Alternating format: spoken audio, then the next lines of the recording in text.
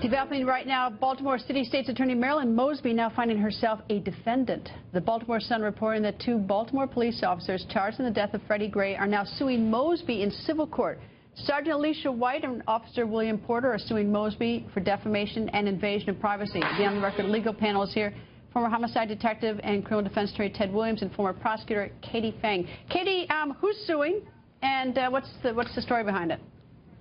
So interestingly, it's Alicia White and Officer William Porter. They have not gone to trial except for Officer Porter, who's still standing his retrial. What's amazing about these 2 counts each of defamation and invasion of privacy false light is that this opens up civil discovery, as you and Ted know, which makes you wonder, are these officers actually going to sit for depositions and invoke their 5th Amendment right against self-incrimination when they're questioned by attorneys that are representing the city and the sheriff's office that's also been sued?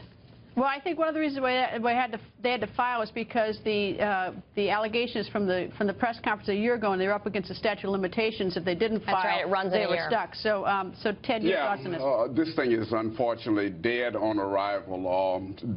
There's a Supreme Court decision, EMLA, that says that a prosecutor has absolute immunity for information that she provides, irrespective of whether it was wrong or right, during the course of her office. All right, here's what I think. Forget these 2 police officers. Officer Nero, if you're listening out there, I would ask your lawyers to look at the malicious prosecution. That's a different civil cause.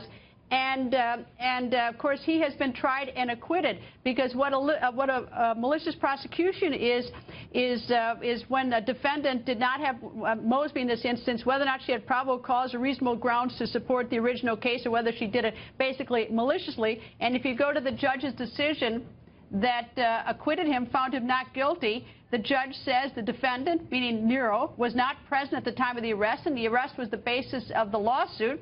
And he says there are no credible facts to show that he was involved in the touching of Mr. Gray or anything. So if I were Officer Nero's lawyer, I'd be at the law library tonight looking for malicious prosecution, because that case was so over the top.